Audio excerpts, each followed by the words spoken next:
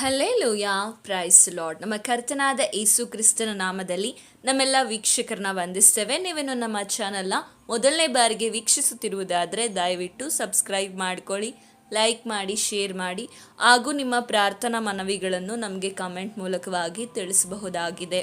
ನಿಮಗೆ ಕೌನ್ಸಿಲಿಂಗ್ ಬೇಕಾದಲ್ಲಿ ಕೆಳಗೆ ಕೊಟ್ಟಿರುವಂಥ ವಾಟ್ಸಪ್ ನಂಬರ್ಗೆ ಸಂಪರ್ಕಿಸಬಹುದಾಗಿದೆ. ಇದು ಬರೀ ವಾಟ್ಸಪ್ ಕಾಲ್ ಆಗಿರ್ತದೆ. ನೀವು ಸಮಯವನ್ನು ನಿಗದಿಪಡಿಸಿಕೊಂಡು ನಮಗೆ ಕರೆ ಮಾಡಬಹುದಾಗಿದೆ. ಇಷ್ಟು ದಿವಸಗಳಿಂದ ನೀವು ಅನೇಕರು ಕೇಳ್ತಾ ಇದ್ರಿ ಯಾಕೆ ವಿಡಿಯೋಸ್ ಬರ್ತಾ ಇರಲಿಲ್ಲ ಅಂತ. ಯೂಟ್ಯೂಬ್ನಲ್ಲಿ ಕೆಲವೊಂದು ಕಾರಣಾಂತರಗಳಿಂದ, ಕೆಲವೊಂದು ರೂಲ್ಸ್ಗಳಿಂದ ವಿಡಿಯೋವನ್ನು ಅಪ್ಲೋಡ್ ಮಾಡುವಂತಿರಲಿಲ್ಲ. ಹಾಗಾಗಿ ಹಾಕ್ಲಿಕ್ಕೆ ಸಾಧ್ಯವಾಗಿರಲಿಲ್ಲ. ದಯಮಾಡಿ ನೀವು ಇನ್ನು ಮುಂದೆ ಈ ಒಂದು ಚಾನಲ್ನಲ್ಲಿ ಕಂಟಿನ್ಯೂಸ್ ಆಗಿ ವಿಡಿಯೋ ಬರ್ತದೆ, ನೀವು ನೋಡಿ ಆತ್ಮಿಕವಾಗಿ ಬಲಗೊಳ್ಳಬೇಕಾಗಿ ನಿಮ್ಮಲ್ಲಿ ಕೇಳ್ಕೊಳ್ತೇವೆ. ಇಂದು ನಾವು ಧ್ಯಾನಿಸುವಂಥ ಸಂದೇಶ ಯಾವುದಾಗಿದೆ ಅಂದರೆ, ನಮ್ಮ ಜೀವಿತದಲ್ಲಿ ಯಾವುದನ್ನೇ ಪ್ರಾರಂಭಿಸುವುದಕ್ಕಿಂತ ಮೊದಲು ನಾವು ಪ್ರಾರ್ಥನೆಯನ್ನು ಮಾಡಬೇಕು. ಯಾವುದೇ ಕಾರ್ಯವನ್ನು ಮಾಡುವುದಕ್ಕಿಂತ ಮುಂಚೆ ನಾವು ಪ್ರಾರ್ಥನೆಯಲ್ಲಿ ದೇವರೊಟ್ಟಿಗೆ ಸಮಯವನ್ನು ಕಳೆಯಬೇಕು. ಯಾಕಾಗಿ ಪ್ರಾರ್ಥಿಸಬೇಕು, ಯಾಕಾಗಿ ಯಾವುದನ್ನೇ ಪ್ರಾರಂಭಿಸುವುದಕ್ಕಿಂತ ಮುಂಚೆ ನಾವು ಪ್ರಾರ್ಥನೆಯನ್ನು ಮಾಡಬೇಕೆಂದು ನಾವಿವತ್ತು ಧ್ಯಾನಿಸಲಿದ್ದೇವೆ. ಸಂದೇಶವನ್ನು ಪ್ರಾರಂಭಿಸುವುದಕ್ಕಿಂತ ಮುಂಚೆ ಒಂದು ಚಿಕ್ಕ ಪ್ರಾರ್ಥನೆ. ಪರಿಶುದ್ಧನೂ ಅತ್ಯುನ್ನತನೂ ಆಗಿರುವ ತಂದೆಯಾದ ದೇವರೇ, ನಿಮ್ಮ ನಾಮಕ್ಕೆ ಸ್ತುತಿ ಸ್ತೋತ್ರ ಉಂಟಾಗಲಿ. ಯೇಸಪ್ಪ, ಈ ಸುಂದರವಾದ ಸಮಯವನ್ನು ನಮ್ಮ ಜೀವಿತದಲ್ಲಿ ಕಾಣಲಿಕ್ಕೆ ಕೊಟ್ಟಂತ ಕೃಪೆಗಾಗಿ ಸ್ತೋತ್ರ ಸಲ್ಲಿಸ್ತೇವೆ. ವಿಶೇಷವಾಗಿ ಸಮಯದಲ್ಲಿ ವಾಕ್ಯವನ್ನು ಹೇಳುವಾಗ, ಮಾತನಾಡುವುದು ನಾನಲ್ಲ, ನನ್ನ ಸ್ವಂತ ಬುದ್ಧಿ ಜ್ಞಾನದಿಂದಲ್ಲ, ಪರಿಶುದ್ಧಾತ್ಮನೆ ನೀವು ಮಾತನಾಡಿ ಒಬ್ಬೊಬ್ಬರನ್ನ ಬಲಪಡಿಸಬೇಕಾಗಿ ನಿಮ್ಮಲ್ಲಿ ಕೇಳಿಕೊಳ್ತೇವೆ. ಈ ವಾಕ್ಯಗಳನ್ನು ದೇವರೇ ಹೇಳುವಾಗ ಅನೇಕರ ಹೃದಯಗಳು ಮಾರ್ಪಡಲಿ, ಅನೇಕರು ಈ ವಾಕ್ಯದಲ್ಲಿ ದೇವರೇ ಬಲಗೊಳ್ಳಿಕ್ಕಾಗುವಂತೆ ಸಹಾಯ ಮಾಡಿ ನನ್ನ ಮರೆಮಾಚಿ ನೀವು ಪ್ರಕಟವಾಗಬೇಕಾಗಿ ಯೇಸು ಕ್ರಿಸ್ತನ ನಾಮದಲ್ಲಿ ಬೇಡಿ ಹೊಂದಿಕೊಳ್ತೇನೆ ತಂದೆಯೇ, ಆಮೇನ್ ಆಮೇನ್. ಅನೇಕರ ಜೀವಿತಗಳಲ್ಲಿ ಯಾಕೆ ಪ್ರಾರಂಭಿಸಿದ ಕೆಲಸಗಳಲ್ಲಿ ಸೋಲು, ಹೋರಾಟ, ವೇದನೆ ಹಾಗೂ ನಷ್ಟವನ್ನು ಅನುಭವಿಸ್ತಾ ಇದ್ದಾರೆ ಅಂದರೆ, ಪ್ರಾರಂಭಿಸುವುದಕ್ಕಿಂತ ಮುಂಚೆ ಅವರು ದೇವರ ಸನ್ನಿಧಿಯಲ್ಲಿ ಪ್ರಾರ್ಥನೆಯನ್ನ ಮಾಡೋದಿಲ್ಲ. ಈ ಪ್ರಾರ್ಥನೆ ಎಂಬುದು ನಮಗೆ ಏನನ್ನ ಸೂಚಿಸ್ತದೆ, ನಾವು ಅನೇಕ ವಿಡಿಯೋಗಳಲ್ಲಿ ಧ್ಯಾನಿಸಿದ್ದೇವೆ. ಪ್ರಾರ್ಥನೆ ಎಂಬುದು ನಾವು ದೇವರೊಟ್ಟಿಗೆ ಸಂಭಾಷಿಸುವುದನ್ನು, ದೇವರೊಟ್ಟಿಗೆ ಅನ್ಯೂನ್ಯತೆ ಇಟ್ಟುಕೊಳ್ಳುವುದನ್ನು, ದೇವರೊಟ್ಟಿಗೆ ಇರುವಂತಹ ಸಂಬಂಧವನ್ನು ಸೂಚಿಸುವಂಥದ್ದಾಗಿದೆ. ನಾವು ಒಂದು ಕೆಲಸವನ್ನು ಪ್ರಾರಂಭಿಸುವುದಕ್ಕಿಂತ ಮುಂಚೆ ಅದರ ಕುರಿತಾದಂತಹ, ಆ ಕೆಲಸಕ್ಕೆ ಕುರಿತಾದಂತಹ ಸಹಾಯ ಆಗಿರ್ಬೋದು, ಜ್ಞಾನ ಆಗಿರಬಹುದು, ಎಲ್ಲವನ್ನ ಮಾಡುವಾತನು ಯಾರಾಗಿದ್ದಾನೆ ಅಂದರೆ ದೇವರಾಗಿದ್ದಾನೆ. ಆ ದೇವರ ಬಳಿಯಲ್ಲಿ ನಾವು ಸಹಾಯವನ್ನು, ಜ್ಞಾನವನ್ನು ಹಾಗೂ ಮಾರ್ಗವನ್ನು ನಾವು ಕೇಳುವುದನ್ನು ಬಿಟ್ಟು ನಮ್ಮ ಸ್ವಂತ ಆಲೋಚನೆಗಳ ಪ್ರಕಾರವಾಗಿ ಅಥವಾ ಮನುಷ್ಯರನ್ನ ನಂಬಿಕೊಂಡು, ಮನುಷ್ಯರನ್ನ ಆಧಾರ ಮಾಡಿಕೊಂಡು ನಾವೇನಾದ್ರೂ ಪ್ರಾರಂಭಿಸುವುದಾದರೆ ಖಂಡಿತವಾಗಿಯೂ ಅದರಲ್ಲಿ ನಾವು ನಷ್ಟವನ್ನು ಹಾಗೂ ಸೋಲನ್ನು, ಹೋರಾಟವನ್ನು, ಅನೇಕ ಶೋಧನೆಗಳನ್ನು, ಅನೇಕ ವಿಧವಾದಂತಹ ಕಣ್ಣೀರುಗಳನ್ನು ನಾವು ಎದುರಿಸಬೇಕಾಗ್ತದೆ. ಆದ ಕಾರಣವೇ ಎಷ್ಟೋ ಜನರ ಜೀವಿತದಲ್ಲಿ ಪ್ರಾರಂಭಿಸಿದ್ದನ್ನು ಪರಿಪೂರ್ಣಗೊಳಿಸಲು ಸಾಧ್ಯವಾಗ್ತಾ ಇಲ್ಲ. ಯಾಕೆ ಅಂದರೆ ದೇವರ ಚಿತ್ತವಿಲ್ಲದೆ, ದೇವರ ಆಲೋಚನೆ ಇಲ್ಲದೆ, ದೇವರ ಮಾರ್ಗವಿಲ್ಲದೆ ಅನೇಕ ಕಾರ್ಯಗಳನ್ನು ಪ್ರಾರಂಭಿಸಿ ನಷ್ಟಕ್ಕೆ ಒಳಗಾಗಿದ್ದಾರೆ. ಹಾಗಾಗಿ ನಾವು ಯಾವುದೇ ಕೆಲಸವನ್ನ ಪ್ರಾರಂಭಿಸುವುದಕ್ಕಿಂತ ಮುಂಚೆ ಪ್ರಾರ್ಥನೆಯನ್ನ ಮಾಡಬೇಕು. ದೇವರ ಸಮ್ಮುಖದಲ್ಲಿ ಆ ವಿಷಯವಾಗಿ ನಾವು ಸಮಯವನ್ನು ಕಳೆಯಬೇಕು. ನಾವು ಕಾಣಲ್ಪಡ್ತೇವೆ, ಈ ಪ್ರಾರ್ಥನೆ ಎಂಬುದು ದೇವರೊಟ್ಟಿಗೆ ನಾವು ಮಾಡುವಂತ ಸಂಭಾಷಣೆ ಆಗಿದೆ.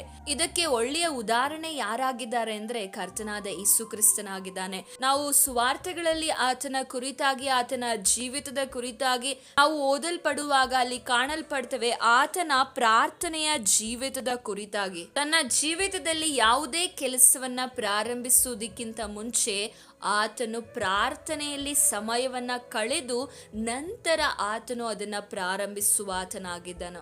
ನಾವು ಸತ್ಯವೇದದಲ್ಲಿ ಕಾಣಲ್ಪಡ್ತೇವೆ. ಮತ್ತಾಯನು ಬರೆದ ಸುವಾರ್ತೆ 4ನೇ ಅಧ್ಯಾಯ ನಿಮ್ಮೆಲ್ಲರಿಗೂ ಪರಿಚಯ ಇರುವಂತ ಅಧ್ಯಾಯವಾಗಿದೆ, ನಿಮ್ಮೆಲ್ಲರಿಗೂ ತಿಳಿದಂತ ಸಂಭವವಾಗಿದೆ. ಅಲ್ಲಿ ಯೇಸು ಕ್ರಿಸ್ತನು 40 ದಿವಸಗಳ ಕಾಲ ತನ್ನ ಸೇವೆಯ ಆರಂಭಕ್ಕಿಂತ ಮುಂಚಿತವಾಗಿ ಆತನು 40 ದಿವಸಗಳ ಕಾಲ ಹಗಲಿರುಳು ಆತನು ಉಪವಾಸವಿದ್ದು ಪ್ರಾರ್ಥನೆ ಮಾಡುವುದನ್ನು ಕಾಣಲ್ಪಡ್ತೇವೆ.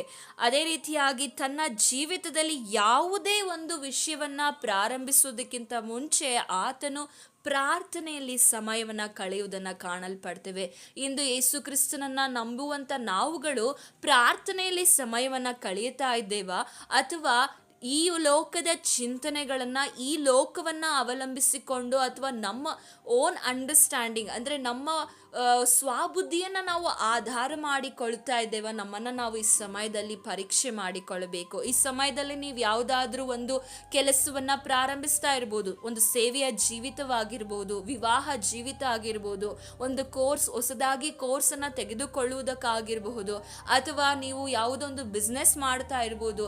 ಯಾವುದೇ ಕಾರ್ಯವನ್ನ ಇಂದು ನೀವು ಹೊಸದಾಗಿ ಪ್ರಾರಂಭಿಸ್ತಾ ಇರಬಹುದು.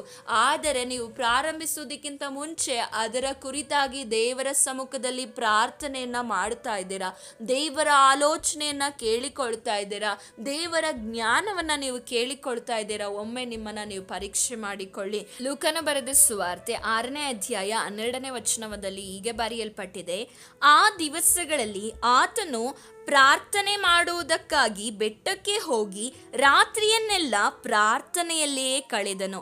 ಬೆಳಗಾದ ಮೇಲೆ ಆತನು ತನ್ನ ಶಿಷ್ಯರನ್ನು ಹತ್ತಿರಕ್ಕೆ ಕರೆದು ಅವರಲ್ಲಿ 12 ಮಂದಿಯನ್ನು ಆರಿಸಿಕೊಂಡು ಅವರಿಗೆ ಅಪೋಸ್ತಲರೆಂದು ಹೆಸರಿಟ್ಟನು. ಇಲ್ಲಿ ನಾವು ಕಾಣಲ್ಪಡ್ತೇವೆ, ಶಿಷ್ಯರನ್ನು ಆರಿಸಿಕೊಳ್ಳುವುದಕ್ಕಿಂತ ಮುಂಚೆ ಆತನು ಏನು ಮಾಡ್ತಾ ಇದ್ದಾನೆ ಅಂದ್ರೆ, ರಾತ್ರಿಯೆಲ್ಲ ತನ್ನ ಸಮಯವನ್ನ ಯಾವುದರಲ್ಲಿ ಕಳೀತಾ ಇದ್ದಾನೆ ಅಂದ್ರೆ ಪ್ರಾರ್ಥನೆಯಲ್ಲಿ ಕಳೀತಾ ಇದ್ದಾರೆ. ಹಾಗಾದ್ರೆ ನಾವಿವತ್ತು ನಮ್ಮ ಸಮಯಗಳನ್ನ ಯಾವುದರಲ್ಲಿ ಕಳೀತಾ ಇದ್ದೇವೆ ನೋಡಿ. ಯೇಸು ಕ್ರಿಸ್ತನು ಈ ಲೋಕದಲ್ಲಿ ಶಿಷ್ಯರನ್ನ ಆರಿಸಿಕೊಂಡು ಅವರಿಗೆ ಅಪೋಸ್ತಲರೆಂದು ಹೆಸರಿಡ್ತಾರೆ. ಅದಕ್ಕಿಂತ ಮುಂಚೆ ಆತನು ಏನ್ ಮಾಡ್ತಾ ಇದ್ದಾನೆ ಅಂದ್ರೆ ತನ್ನ ಸಮಯವನ್ನ ರಾತ್ರಿ ಎಲ್ಲ ಪ್ರಾರ್ಥನೆಯಲ್ಲಿ ಕಳೀತಾ ಇದ್ದಾರೆ. ಪ್ರಾರ್ಥನೆಯಲ್ಲಿ ಯಾಕೆ ಸಮಯವನ್ನ ಕಳೀತಾ ಇದ್ದಾರೆ ಅಂದ್ರೆ ದೇವರ ಚಿತ್ತವನ್ನ ತಿಳಿದುಕೊಳ್ಳಿಕ್ಕಾಗಿ. ನಾವು ಯೋಹಾನನು ಬರೆದ ಸುವಾರ್ತೆ 5ನೇ ಅಧ್ಯಾಯ 30ನೇ ವಚನ ಓದಿಕೊಳ್ಳುವುದಾದರೆ ಅಲ್ಲಿ ಹೀಗೆ ಬರೆಯಲ್ಪಟ್ಟಿದೆ, ನನ್ನಷ್ಟಕ್ಕೆ ನಾನೇ ಏನು ಮಾಡಲಾರೆನು, ತಂದೆ ಹೇಳಿದ್ದನ್ನು ಕೇಳಿ ನ್ಯಾಯ ತೀರಿಸುತ್ತೇನೆ ಮತ್ತು ಸ್ವಂತ ಚಿತ್ತ ನೆರವೇರಬೇಕೆಂದು ಅಪೇಕ್ಷಿಸದೆ ನನ್ನನ್ನು ಕಳಿಸಿದಾತನ ಚಿತ್ತ ನೆರವೇರಬೇಕೆಂದು ಅಪೇಕ್ಷಿಸುವುದರಿಂದ ನಾನು ಮಾಡುವ ತೀರ್ಪು ನ್ಯಾಯವಾಗಿದೆ.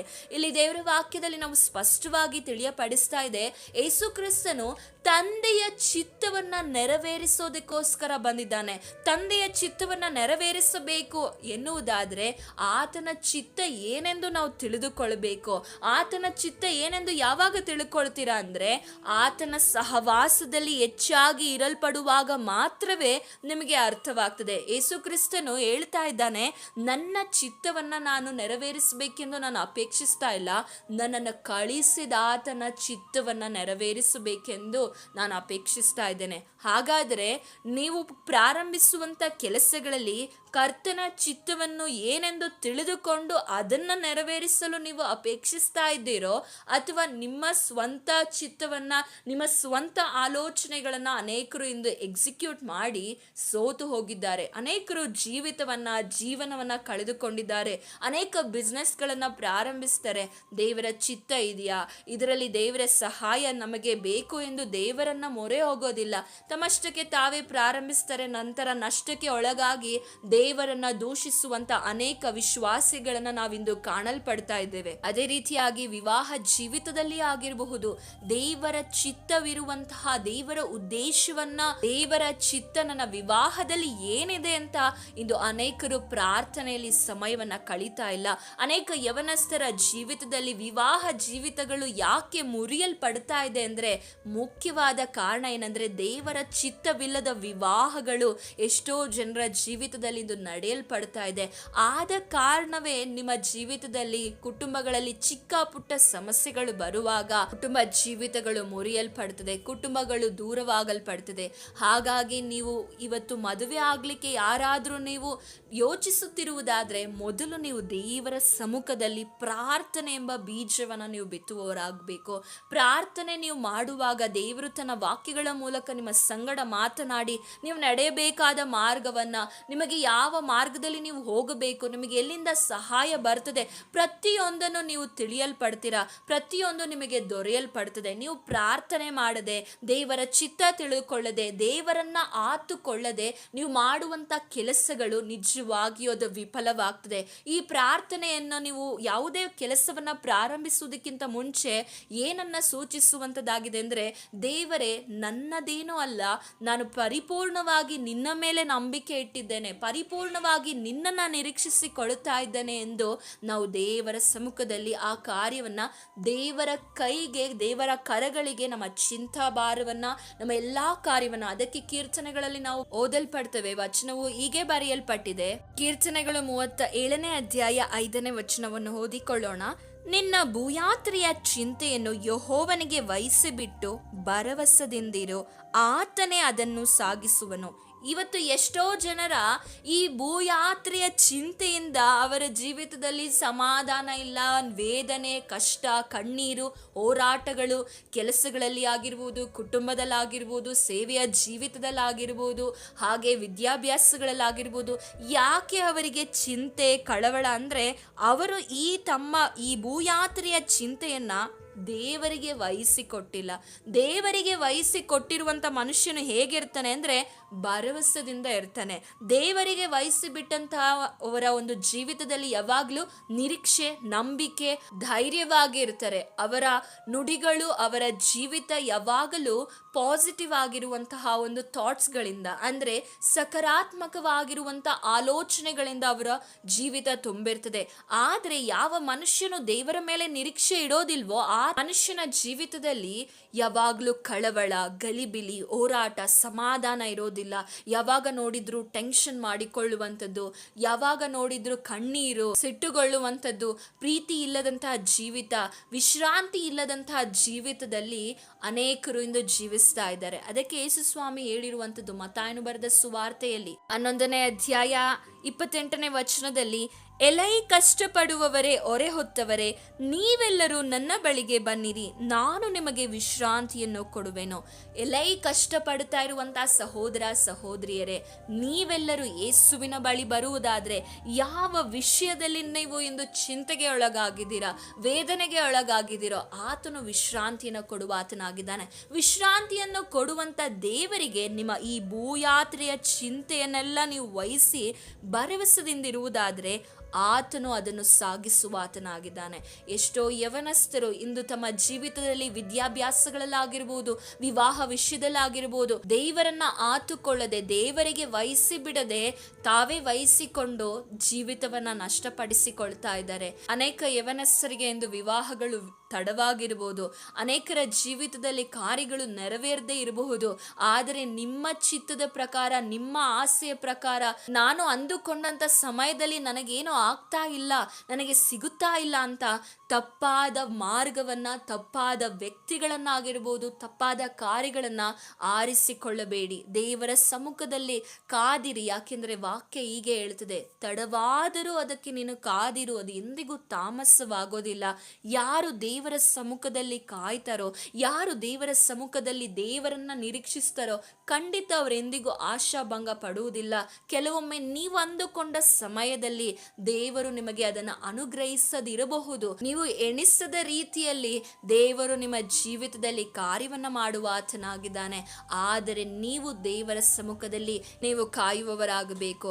ಯೇಸು ಕ್ರಿಸ್ತನು ಹೇಗೆ ಎಲ್ಲಾ ಕಾರ್ಯಗಳಲ್ಲೂ ತಂದೆಯ ಚಿತ್ತವನ್ನ ಮಾಡ್ತಾ ಇದ್ದಾರೋ, ಹಾಗೆ ನಾವು ಸಹ ಎಲ್ಲಾ ವಿಷಯಗಳಲ್ಲಿಯೂ ದೇವರ ಚಿತ್ತವನ್ನ ನಾವು ತಿಳಿದುಕೊಂಡು ಮಾಡುವವರಾಗಬೇಕು. ಅನೇಕರ ಪ್ರಶ್ನೆ ಹೀಗಿರ್ತದೆ, ಹೇಗೆ ದೇವರ ಚಿತ್ತವನ್ನ ನಾವು ತಿಳಿದುಕೊಳ್ಳಬಹುದು? ಒಂದು ವ್ಯಕ್ತಿಯ ಕುರಿತಾಗಿ ನಾವು ಸಂಪೂರ್ಣವಾಗಿ ಯಾವಾಗ ಅರಿತುಕೊಳ್ಳಬಹುದಂದ್ರೆ, ಆ ವ್ಯಕ್ತಿಯೊಟ್ಟಿಗೆ ನಾವು ಹೆಚ್ಚಾಗಿ ಸಮಯವನ್ನ ಕಳೆಯುವಾಗ, ಆ ವ್ಯಕ್ತಿಯ ಆಸೆಗಳು, ಆಕಾಂಕ್ಷೆಗಳು, ಆ ವ್ಯಕ್ತಿಯು ಏನನ್ನ ಮಾಡ್ಲಿಕ್ಕಿದ್ದಾರೆ ಎಂದು ಪ್ರತಿಯೊಂದು ಆ ವ್ಯಕ್ತಿಯ ಕುರಿತಾಗಿ ನಮಗೆ ತಿಳಿದು ಬರುತ್ತದೆ. ಅದೇ ರೀತಿಯಾಗಿ ದೇವರು ನಿಮ್ಮ ಜೀವಿತದಲ್ಲಿ ಏನನ್ನ ಚಿತ್ತವಾಗಿ, ಆತನ ಆಸೆ, ಆತನ ಬಯಕೆ ನಿಮ್ಮ ಜೀವಿತದಲ್ಲಿ ಏನಿದೆ ಎಂದು ನೀವು ಯಾವಾಗ ತಿಳ್ಕೊಳ್ತೀರಾ ಅಂದ್ರೆ, ಹೆಚ್ಚು ಆತನೊಟ್ಟಿಗೆ ಸಮಯಗಳು ಕಳೆಯಲ್ಪಡುವಾಗ, ಹೆಚ್ಚು ಆತನ ವಾಕ್ಯವನ್ನ ಧ್ಯಾನಿಸುವಾಗ, ಆತನ ಸಮ್ಮುಖದಲ್ಲಿ ನಿಮ್ಮ ಸಮಯಗಳು ಕಳೆಯಲ್ಪಡುವಾಗ ಆತನ ಚಿತ್ತವೇನೆಂದು ನಿಮ್ಮ ಜೀವಿತದಲ್ಲಿ ನೀವು ತಿಳಿದುಕೊಳ್ಳಲು ಸಾಧ್ಯವಾಗ್ತದೆ. ಸಹೋದರ ಸಹೋದರಿಯರೇ, ಪ್ರೀತಿಯ ಯವನಸ್ಥರೇ, ನಿಮ್ಮ ಜೀವಿತದಲ್ಲಿ ದಯಮಾಡಿ ಇಂದು ಅನೇಕರು ತಪ್ಪಾದ ನಿರ್ಧಾರಗಳನ್ನ ತೆಗೆದುಕೊಳ್ತಾ ಇದ್ದಾರೆ. ದೇವರ ಚಿತ್ತವನ್ನ ತಿಳಿದುಕೊಳ್ಳದೆ ತಪ್ಪಾದ ಮಾರ್ಗವನ್ನ ಆರಿಸಿಕೊಳ್ತಾ ಇದ್ದಾರೆ. ಯಾವಾಗ ನೀವು ಒಂದು ವಿಷಯಕ್ಕಾಗಿ ದೇವರ ಸಮ್ಮುಖದಲ್ಲಿ ಪ್ರಾರ್ಥನೆಯನ್ನ ಮಾಡ್ತಿರೋ, ದೇವರು ತನ್ನ ಚಿತ್ತದ ಪ್ರಕಾರ ನಿಮಗೆ ಬೇಕಾದ ಸಕಲ ವಿಧವಾದ ಸಹಾಯವನ್ನ ಪರಲೋಕದಿಂದ ಒದಗಿಸಿಕೊಡುವುದು ಮಾತ್ರ ಅಲ್ಲ, ಯಾವ ದಾರಿಯಲ್ಲಿ ನೀವು ಹೋಗಬೇಕು, ಏನು ಮಾಡಬೇಕೆಂದು ಪ್ರತಿಯೊಂದನ್ನು ಆತನು ನಿಮಗೆ ತಿಳಿಸಿಕೊಡುವ ಆತನಾಗಿದ್ದಾನೆ. ದೇವರ ಮಾರ್ಗದಲ್ಲಿ, ಯಾಕೆಂದ್ರೆ ಯೇಸುಸ್ವಾಮಿ ಹೇಳ್ತಾರೆ, ನಾನೇ ಮಾರ್ಗವು ಸತ್ಯವೂ ಜೀವವೂ ಆಗಿದ್ದೇನೆ ಎಂದು. ಆ ಮಾರ್ಗವು ಸತ್ಯವೂ ಜೀವವೂ ಆಗಿರುವ ದೇವರನ್ನ ನೀವು ಆತುಕೊಳ್ಳುವಾಗ, ದೇವರು ನೀವು ಪ್ರಾರಂಭಿಸುವ ಕೆಲಸದಲ್ಲಿ ದೇವರ ಕರಗಳು ಕಾಣಲ್ಪಡುವಾಗ ನೀವು ಜಯವನ್ನ ಹೊಂದಲಿಕ್ಕೆ ಸಾಧ್ಯವಾಗ್ತದೆ, ನೀವು ಸಫಲತೆಯನ್ನು ಹೊಂದಲಿಕ್ಕೆ ಸಾಧ್ಯವಾಗ್ತದೆ. ಅದರಿಂದ ನೀವು ಆಶೀರ್ವಾದ ಹೊಂದಿ ಅನೇಕರಿಗೆ ಸಾಕ್ಷಿಗಳಾಗಿರ್ಲಿಕ್ಕೆ ಸಾಧ್ಯವಾಗ್ತದೆ. ಇಲ್ಲವಾದರೆ ನಿಮ್ಮ ಒಂದು ಸ್ವಂತ ಆಲೋಚನೆಗಳಲ್ಲಿ ಪ್ರಾರಂಭಿಸುವುದಾದರೆ ಖಂಡಿತವಾಗಿಯೂ ನೀವೇನಾಗ್ತೀರಾ ಅಂದ್ರೆ ಸೋಲನ್ನ ಅನುಭವಿಸ್ಲಿಕ್ಕೆ ಸಾಧ್ಯವಾಗ್ತದೆ. ಸೌಲನ ಜೀವಿತದಲ್ಲಿ ನಾವು ಕಾಣಲ್ಪಡ್ತೇವೆ, ಆತನು ತನ್ನ ಸ್ವಂತ ಆಲೋಚನೆಯನ್ನ, ಸ್ವಬುದ್ಧಿಯನ್ನ ಆತನು ಆಧಾರ ಮಾಡಿಕೊಂಡಿದ್ದ ಕಾರಣಕ್ಕೆ ದೇವರು ಅವನನ್ನು ತಳ್ಳಿಬಿಟ್ಟದ್ದನ್ನ ನಾವು ಸತ್ಯವೇದದಲ್ಲಿ ಓದಲ್ಪಡ್ತೇವೆ. ಇಂದು ನಾವು ನಮ್ಮ ಸ್ವಂತ ಬುದ್ಧಿಯನ್ನ, ಹಣಬಲವನ್ನ, ಜನಬಲವನ್ನ, ದೇವರು ಕೊಟ್ಟಿರುವಂಥ ನಿಮಗೆ ಅಧಿಕಾರವನ್ನ ನೀವು ಆತುಕೊಳ್ಳದೆ ದೇವರನ್ನ ಆತುಕೊಳ್ಳಿರಿ. ಯಾವುದೇ ಕೆಲಸ ಪ್ರಾರಂಭಿಸುವುದಕ್ಕಿಂತ ಮುಂಚೆ ಪ್ರಾರ್ಥನೆಯನ್ನ ಮಾಡಿರಿ.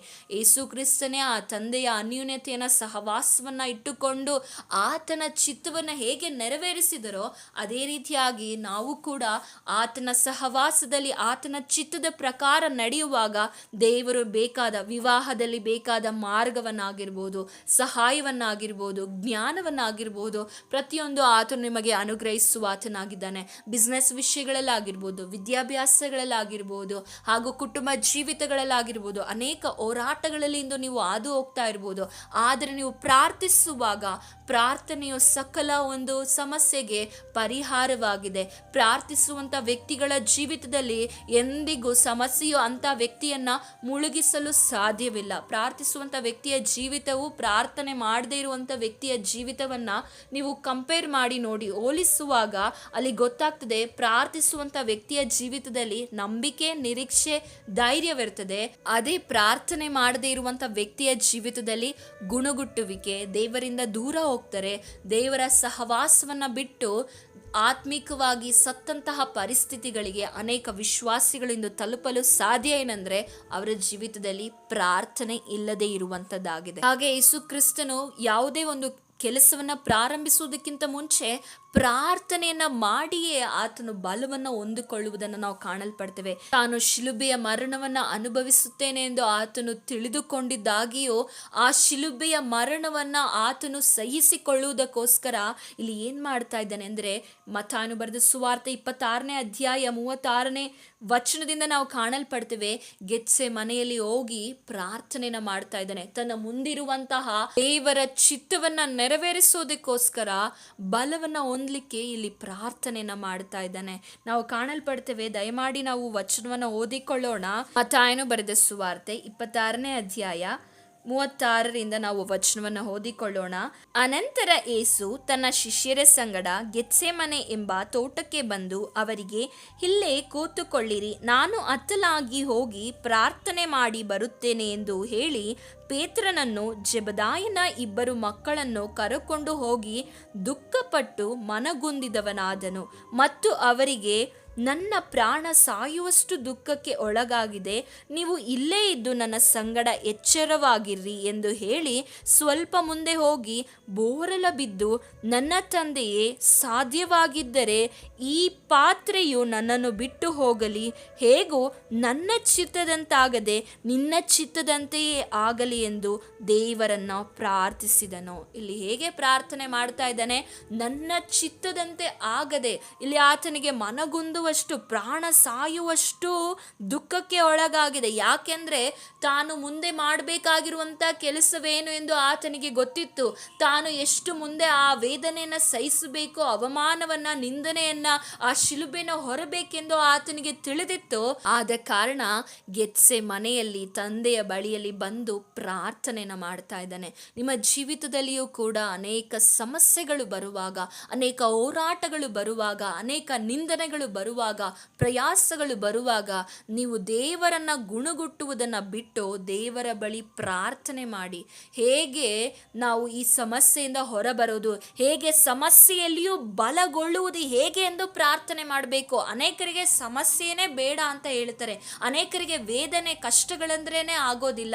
ಆದರೆ ವಾಕ್ಯ ಹೇಳ್ತದೆ, ನಾವು ಈ ಲೋಕದಲ್ಲಿ ಇರುವಾಗ, ಈ ಲೋಕವು ಶಾಪಕ್ಕೆ ಒಳಗಾಗಿರುವಾಗ, ಪಾಪದ ಲೋಕದಲ್ಲಿ ನಾವು ಇರುವಾಗ, ಪಾಪ ಎಲ್ಲಿ ಇರ್ತದೋ ಅಲ್ಲಿ ಯಾವಾಗಲೂ ವೇದನೆ ಇದ್ದೇ ಇರ್ತದೆ. ಈ ಪಾಪದ ಲೋಕದಲ್ಲಿ ನಾವಿರುವಾಗ ನಮಗೆ ಸಂಕಟ, ಹೋರಾಟ, ಪ್ರಯಾಸಗಳು, ನಾವು ಈ ಲೋಕದ ಪ್ರಯಾಣವನ್ನ ಮುಗಿಸುವವರೆಗೂ ನಮಗೆ ಇದ್ದೇ ಇರ್ತದೆ.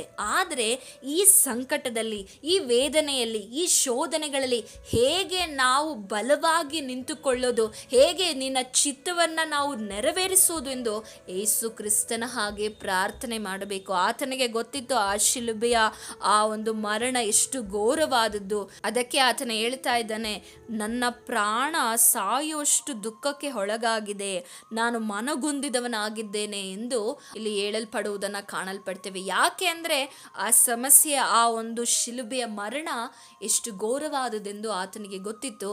ಆದ ಕಾರಣ ಆ ಒಂದು ಘೋರವಾದಂಥ ಆ ಸಮಸ್ಯೆಯಲ್ಲಿ ನಾನು ಹಾದು ಹೋಗುವಾಗ ನನಗೆ ಹೆಚ್ಚಾದ ಬಲ ಬೇಕು. ನನ್ನ ಚಿತ್ತದಂತೆ ಆಗದೆ ನಿನ್ನ ಚಿತ್ತದಂತೆ ಆಗಲಿ ಎಂದು ಯೇಸು ಸ್ವಾಮಿಯು ಪ್ರಾರ್ಥನೆ ಮಾಡುವುದನ್ನು ಕಾಣಲ್ಪಡ್ತೇವೆ. ಇಂದು ನಮ್ಮ ಜೀವಿತದಲ್ಲಿ ಬರುವಂಥ ಸಮಸ್ಯೆಗಳಲ್ಲಿ, ಹೋರಾಟಗಳಲ್ಲಿ ನಾವು ಮುಳುಗಿ ಹೋಗದಂತೆ ದೇವರೇ ನಿನ್ನ ಚಿತ್ತವನ್ನೇ ನೆರವೇರಿಸಬೇಕೆಂದು ನಾವು ಪ್ರಾರ್ಥನೆಯನ್ನು ಮಾಡುವವರಾಗಬೇಕು. ಪ್ರಾರ್ಥನೆಯನ್ನು ನೀವು ಮಾಡ್ತಾ ಇದ್ದೀರಾ? ಅಥವಾ ಇಸ್ರೇಲರ ಹಾಗೆ ಅನೇಕ ಸಮಸ್ಯೆಗಳು ಅವರ ಜೀವಿತದಲ್ಲಿ ಬರುವಾಗ ಅವರು ಹೇಗೆ ಮೋಶೆ ಮೇಲೆ, ಆರೋಹನ ಮೇಲೆ, ದೇವರ ಮೇಲೆ ಅವರು ಗುಣಗುಡ್ತಾ ಇದ್ರೋ ಆ ರೀತಿ ಗುಣಗುಟ್ಟುತ್ತಾ ಇದ್ದೀರೋ? ಅಥವಾ ಯೇಸು ಕ್ರಿಸ್ತನ ಹಾಗೆ ಈ ಸಮಸ್ಯೆಯಲ್ಲಿಯೂ ನಾನು ನಿನ್ನ ಚಿತ್ತವನ್ನ ಮಾಡಬೇಕು, ನನ್ನ ಬಲಪಡಿಸು ಎಂದು ನೀವು ಪ್ರಾರ್ಥನೆಯನ್ನು ಮಾಡ್ತಾ ಇದ್ದೀರೋ? ನಾವು ಬಲಪಡಿಸು ಎಂದು ಪ್ರಾರ್ಥನೆಯನ್ನು ಮಾಡಬೇಕು. ಅನೇಕ ಸಮಸ್ಯೆಗಳು ನಮ್ಮನ್ನು ಮುಳುಗಿಸುವುದಕ್ಕಾಗಿ ಬರೋದಿಲ್ಲ. ಇಂದು ನಿಮ್ಮ ಜೀವಿತದಲ್ಲಿ ಅನೇಕ ಸಮಸ್ಯೆಗಳಿರ್ಬೋದು, ಆದರೆ ಆ ಸಮಸ್ಯೆ, ಹೋರಾಟ, ಪ್ರಯಾಸ, ಅವಮಾನಗಳು ನಿಮ್ಮನ್ನ ಮುಳುಗಿಸುವುದಕ್ಕಾಗಿ ಬಂದಿಲ್ಲ. ನಿಮ್ಮ ಜೀವಿತವನ್ನ ಬದಲಾಯಿಸಿ, ನಿಮ್ಮ ಜೀವಿತವು ಸಾಕ್ಷಿಗರಿಸಲಿಕ್ಕಾಗಿ, ನಿಮ್ಮ ಜೀವಿತದಿಂದ ದೇವರಿಗೆ ಮಹಿಮೆ ಉಂಟಾಗ್ಲಿಕ್ಕಾಗಿ, ನಿಮ್ಮ ಜೀವಿತವನ್ನ ಆಶೀರ್ವದಿಸುವುದಕ್ಕಾಗಿಯೇ ಅನೇಕ ಸಮಸ್ಯೆಗಳನ್ನ ನೀವು ಇವತ್ತು ಎದುರಿಸ್ತಾ ಇದ್ದೀರಾ. ನಾವಿಲ್ಲಿ ಕಾಣಲ್ಪಡ್ತೇವೆ ಇಬ್ರಿಯರಿಗೆ ಬರೆದ ಪತ್ರಿಕೆಯಲ್ಲಿ 12ನೇ ಅಧ್ಯಾಯ 2ನೇ ವಚನವನ್ನ ನಾವು ಓದಿಕೊಳ್ಳುವುದಾದರೆ, ನಂಬಿಕೆಯನ್ನು ಹುಟ್ಟಿಸುವವನು ಪೂರೈಸುವವನು ಆಗಿರುವ ಯೇಸುವಿನ ಮೇಲೆ ದೃಷ್ಟಿಯಿಟ್ಟು ನಮಗೆ ನೇಮಕವಾದ ಓಟವನ್ನು ಸ್ಥಿರಚಿತ್ತದಿಂದ ಓಡೋಣ. ಆತನು ತನ್ನ ಮುಂದೆ ಇಟ್ಟಿದ್ದ ಸಂತೋಷಕ್ಕೋಸ್ಕರ ಅವಮಾನವನ್ನು ಅಲಕ್ಷ್ಯ ಮಾಡಿ ಶಿಲುಬೆಯ ಮರಣವನ್ನು ಸಹಿಸಿಕೊಂಡು ದೇವರ ಸಿಂಹಾಸನದ ಬಲಗಡೆಯಲ್ಲಿ ಆಸೀನರೂಢನಾಗಿದ್ದಾನೆ. ಹಾಗೆ ಯೇಸು ಕ್ರಿಸ್ತನಿಗೆ ಗೊತ್ತಿತ್ತು, ಈ ಒಂದು ಸಮಸ್ಯೆನ ಅಥವಾ ಈ ಒಂದು ಸಂಕಟವನ್ನು, ಈ ಒಂದು ವೇದನೆಯನ್ನು ನಾನು ಸಹಿಸಿಕೊಳ್ಳುವುದಾದರೆ ನನಗೆ ಮುಂದೆ ಒಂದು ಸಂತೋಷವಿದೆ ಎಂದು ಹೇಳಿ ತನಗೆ ಬಂದಂಥ ಅವಮಾನವನ್ನು ಅಲಕ್ಷ್ಯ ಮಾಡಿ ಆ ಶಿಲುಬೆಯ ಮರಣವನ್ನು ಸಹಿಸಿಕೊಂಡು ಇಂದು ದೇವರ ಸಿಂಹಾಸನದ ಬಲಗಡೆಯಲ್ಲಿ ಆತನು ಆಸೀನರೂಢನಾಗಿದ್ದಾನೆ. ಅದೇ ರೀತಿಯಾಗಿ ನಿಮ್ಮ ಜೀವಿತದಲ್ಲೂ ನಿಮಗೊಂದು ನಿರೀಕ್ಷೆ ಇರಬೇಕು. ನಮಗೆ ಬರುವ ಈ ಸಮಸ್ಯೆಗಳು ನಮ್ಮನ್ನು ಮುಳುಗಿಸೋದಿಲ್ಲ, ಇನ್ನೂ ನಮ್ಮನ್ನು ಆತ್ಮಿಕವಾಗಿ ಗಟ್ಟಿಗೊಳಿಸಿ ನಮಗೆ ಮುಂದಿರುವಂತಹ ಕಾನಾನ್ ದೇಶವಾಗಿರುವಂತಹ ಆ ಪರಲೋಕ ರಾಜ್ಯವನ್ನು ನಾವು ಸೇರಲ್ಪಡುತ್ತೇವೆ ಎಂಬ ನಿರೀಕ್ಷೆ ಮತ್ತು ಆ ಸಂತೋಷಕ್ಕೋಸ್ಕರ ನೀವು ಈ ಲೋಕದಲ್ಲಿ ಬರುವಂತ ಅನೇಕ ಪ್ರಯಾಸ, ಹೋರಾಟಗಳನ್ನು ಸಹಿಸಿಕೊಂಡವರಾಗಿ ಅಲಕ್ಷ್ಯ ಮಾಡಿ ನೀವು ಅದನ್ನು ಸಹಿಸಿಕೊಳ್ಬೇಕು. ಹೇಗೆ ಯೇಸು ಕ್ರಿಸ್ತನು ತನ್ನ ಮುಂದಿದ್ದಂಥ ಸಂತೋಷಕ್ಕೋಸ್ಕರ ಅವಮಾನವನ್ನು ಅಲಕ್ಷ್ಯ ಮಾಡಿದರೋ, ನಿಮ್ಮ ಜೀವಿತದಲ್ಲಿಯೂ ಕೂಡ ಬರುವ ಅವಮಾನ, ಸಮಸ್ಯೆಗಳನ್ನು ನೀವು ಅಲಕ್ಷ್ಯ ಮಾಡಿ ನಿಮ್ಮ ಒಂದು ದೃಷ್ಟಿಯನ್ನು ಕ್ರಿಸ್ತನ ಮೇಲೆ ಇಡುವುದಾದರೆ, ಹೇಗೆ ಕ್ರಿಸ್ತನು ದೇವರ ಬಲಗಡೆಯಲ್ಲಿ ಆಸೀನನಾಗಿದ್ದಾನೋ ಅದೇ ರೀತಿಯಾಗಿ ನೀವು ಕೂಡ ಪರಲೋಕ ರಾಜ್ಯದಲ್ಲಿ ಸೇರಲಿಕ್ಕೆ ಸಾಧ್ಯವಾಗ್ತದೆ. ಸಹೋದರ ಸಹೋದರಿಯರೇ, ನಮಗೊಂದು ನಿರೀಕ್ಷೆ ಇದೆ. ಆ ನಿರೀಕ್ಷೆ ಯೇಸು ಕ್ರಿಸ್ತನಾಗಿದ್ದಾನೆ. ಆ ನಿರೀಕ್ಷೆ ಏನಾಗಿದೆ ಅಂದರೆ, ಆತನು ನಮಗೆ ನಿತ್ಯ ಜೀವವನ್ನ ಕೊಡುವಂತಹ ದೇವರಾಗಿದ್ದಾನೆ. ದೇವರು ತನ್ನ ಒಬ್ಬನೇ ಮಗನನ್ನ ಕಳಿಸಿಕೊಟ್ಟದ್ದು ಯಾಕೆಂದ್ರೆ ಒಬ್ಬರೂ ಸಹ ನಾಶವಾಗದೆ ಎಲ್ಲರೂ ನಿತ್ಯ ಜೀವವನ್ನ ಪಡೆಯಬೇಕೆಂದೇ ಆತನನ್ನ ಕಳಿಸಿಕೊಟ್ಟನು. ಆ ನಿತ್ಯ ಜೀವ ಯಾವುದಾಗಿದೆ ಅಂದರೆ ಆ ಪರಲೋಕ ರಾಜ್ಯವಾಗಿದೆ. ಆ ಪರಲೋಕ ಚಿಂತನೆಯನ್ನು ಇಟ್ಟುಕೊಂಡು ನೀವು ಈ ಲೋಕದಲ್ಲಿ ಜೀವಿಸುವಾಗ ನಿಮಗೆ ಬರುವ ಯಾವ ಸಮಸ್ಯೆ ಅನ್ನಿಸೋದಿಲ್ಲ, ನಿಮಗೆ ಬರುವಂಥ ಯಾವ ಹೋರಾಟಗಳು ಹೋರಾಟ ಅನ್ನಿಸೋದಿಲ್ಲ. ಅದಕ್ಕೆ ಯೇಸು ಸ್ವಾಮಿಗೆ ಆ ಶಿಲುಬೆಯ ಮರಣ ಹೇಗೆ ಸಹಿಸಿಕೊಂಡರಂದ್ರೆ ಅವಮಾನವನ್ನು ಅಲಕ್ಷ್ಯ ಮಾಡಿದ್ರು ಮತ್ತು ಆತನಿಗೆ ಗೊತ್ತಿತ್ತು ಮುಂದೆ ಒಂದು ಸಂತೋಷ ಇದೆ. ಹಾಗೆ ಕ್ರೈಸ್ತರಾದಂಥ ನಮ್ಮ ಜೀವಿತದಲ್ಲಿ ನಮಗೊಂದು ನಿರೀಕ್ಷೆ ಇರಬೇಕು, ನಮಗೊಂದು ಸಂತೋಷವಿದೆ. ಆ ಸಂತೋಷವೇ ಯೇಸು ಕ್ರಿಸ್ತನನ್ನ ತಿರುಗಿ ನಾವೆಲ್ಲರೂ ಕಾಣುವವರಾಗಿದ್ದೇವೆ. ಹಾಗೆ ನಾವು ಮುಂದೆ ವಚನವನ್ನು ಓದುವುದಾದರೆ ಮತ್ತಾಯನು ಬರೆದ ಸುವಾರ್ತೆಯಲ್ಲಿ ಆಮೇಲೆ 40ನೇ ವಚನವನ್ನು ಓದುವುದಾದರೆ, ಆಮೇಲೆ ಆ ಶಿಷ್ಯರ ಬಳಿಗೆ ಬಂದು ಅವರು ನಿದ್ರೆ ಮಾಡುವುದನ್ನು ಕಂಡು ಪೇತ್ರನಿಗೆ, ಹೀಗೋ ಒಂದು ಗಳಿಗೆ ಆದರೂ ನನ್ನ ಸಂಗಡ ಎಚ್ಚರವಾಗಿರಲಾರಿರಾ, ಶೋಧನೆಗೆ ಒಳಗಾಗದಂತೆ ಎಚ್ಚರವಾಗಿದ್ದು ಪ್ರಾರ್ಥಿಸಿರಿ. ಏನಂತ ವಾಕ್ಯ ಹೇಳ್ತಾ ಇದೆ? ಶೋಧನೆಗೆ ಒಳಗಾಗದಂತೆ. ಈ ಒಂದು ಗಳಿಗೆ ಆದರೂ ಪೇತ್ರನು ಪ್ರಾರ್ಥನೆಯನ್ನು ಮಾಡಿದರೆ ಯೇಸು ಕ್ರಿಸ್ತನನ್ನು ಅವನು ಅಲ್ಲಗಳಿತಾ ಇರಲಿಲ್ಲ. ಹಾಗೆ ನಮ್ಮ ಜೀವಿತದಲ್ಲೂ ಅಷ್ಟೇ, ದೇವರು ಅನೇಕ ಸಲ ನಮಗೆ ಎಚ್ಚರಿಕೆಯನ್ನು ಕೊಡುವಾಗ ನಾವು ಎಚ್ಚರವಾಗಿದ್ದು ಶೋಧನೆಗೆ ಒಳಗಾಗದಂತೆ. ಇಲ್ಲಿ ನಾವು ಯೇಸು ಕ್ರಿಸ್ತನು ಇಲ್ಲಿ ಹೇಗೆ ಪ್ರಾರ್ಥನೆಯನ್ನು ಮಾಡ್ತಾ ಇದ್ದಾರೆ ಅಂದರೆ, ಬರುವಂಥ ಶೋಧನೆಯಲ್ಲಿ ನಾನು ದೃಢವಾಗಿ ನಿನ್ನ ಚಿತ್ತವನ್ನು ನೆರವೇರಿಸಲು ಬಲವನ್ನು ಕೊಡು ಎಂದು ಪ್ರಾರ್ಥನೆಯನ್ನು ಮಾಡ್ತಾ ಇದ್ದಾರೆ. ಹಾಗೆಯೇ ಅನೇಕ ಶೋಧನೆಗಳು ನಮಗೆ ಬರಬಾರ್ದಂದ್ರೆ ಪ್ರಾರ್ಥನೆಯನ್ನು ಮಾಡಬೇಕು. ಶೋಧನೆಯಲ್ಲಿ ಬಲವಾಗಿರಲು ಕೂಡ ಪ್ರಾರ್ಥನೆ ಮಾಡಬೇಕು, ಶೋಧನೆ ಬಾರದಂತೆ ಎಚ್ಚರವಾಗಿದ್ದು ಕೂಡ ಪ್ರಾರ್ಥನೆಯನ್ನು ಮಾಡಬೇಕು. ಈ ಸಮಯದಲ್ಲಿ ಪೇತ್ರನು ನಿದ್ರೆ ಮಾಡುವುದನ್ನು ಬಿಟ್ಟು ಪ್ರಾರ್ಥನೆಯನ್ನು ಮಾಡಿದರೆ ಆತನು ಯೇಸು ಕ್ರಿಸ್ತನನ್ನು ಅಲ್ಲಗಳಿತಾ ಇರಲಿಲ್ಲ. ಇವತ್ತು ನಮ್ಮ ಜೀವಿತದಲ್ಲಿ ಅನೇಕ ಅನ್ನೆಸೆಸರಿ ಆಗಿರುವಂತಹ ಬೇಡವಾಗಿರುವ ಸಮಸ್ಯೆಗಳು ಬರಲಿಕ್ಕೆ ಕಾರಣವೇನೆಂದರೆ ನಾವು ಎಚ್ಚರವಾಗಿದ್ದು ಪ್ರಾರ್ಥನೆ ಮಾಡದಿರುವುದೇ. ಹಾಗಾಗಿ ಸಹೋದರ ಸಹೋದರಿಯರೇ, ಇಂದಿನಿಂದ ನೀವು ಎಚ್ಚರವಾಗಿದ್ದು ದೇವರ ಸಮ್ಮುಖದಲ್ಲಿ ಪ್ರಾರ್ಥನೆ ಮಾಡಿ. ದೇವರು ಖಂಡಿತವಾಗಿಯೂ ನಿಮ್ಮ ಜೀವಿತವನ್ನು ಬದಲಾಯಿಸುವಾತನಾಗಿದ್ದಾನೆ, ನಡೆಸುವಾತನಾಗಿದ್ದಾನೆ. ಯಾವುದೇ ಕೆಲಸವನ್ನು ಪ್ರಾರಂಭಿಸುವುದಕ್ಕಿಂತ ಮುಂಚೆ ನೀವು ಪ್ರಾರ್ಥನೆಯನ್ನು ಮಾಡಿ. ಸಮಸ್ಯೆಗಳ ಮಧ್ಯದಲ್ಲಿಯೂ ಬಲವಾಗಿರಲಿಕ್ಕೆ ಪ್ರಾರ್ಥನೆಯನ್ನು ಮಾಡಿ. ಶೋಧನೆಗೆ ಒಳಗಾಗದಂತೆ ಎಚ್ಚರವಾಗಿದ್ದು ಕೂಡ ಪ್ರಾರ್ಥನೆ ಮಾಡಬೇಕೆಂದು ಸತ್ಯವೇದದ ಮೂಲಕವಾಗಿ ನಾವಿವತ್ತು ತಿಳಿದುಕೊಂಡಿದ್ದೇವೆ. ಈ ವಾಕ್ಯಗಳ ಮೂಲಕ ದೇವರು ನಿಮ್ಮ ಸಂಗಡ ಮಾತನಾಡಿದ್ದಾರೆ ಎಂದು ಭಾವಿಸ್ತೇನೆ. ಈ ಸಮಯದಲ್ಲಿ ಪ್ರಾರ್ಥನೆ ಮಾಡೋಣ. ಪರಿಶುದ್ಧನೂ ಅತ್ಯುನ್ನತನೂ ಆಗಿರುವ ದೇವರೇ, ನಿಮ್ಮ ನಾಮಕ್ಕೆ ಸ್ತೋತ್ರವಾಗಲಿ. ಕೊಟ್ಟಂತ ವಾಕ್ಯಗಳಿಗಾಗಿ ಸ್ತೋತ್ರ.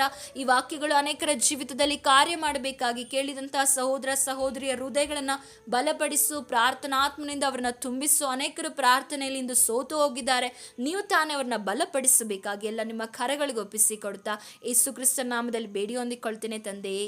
ಆಮೇನ್ ಆಮೇನ್. ದೇವ್ರು ನಿಮ್ಮನ್ನು ಆಶೀರ್ವದಿಸಲಿ. Thanks for watching. God bless you.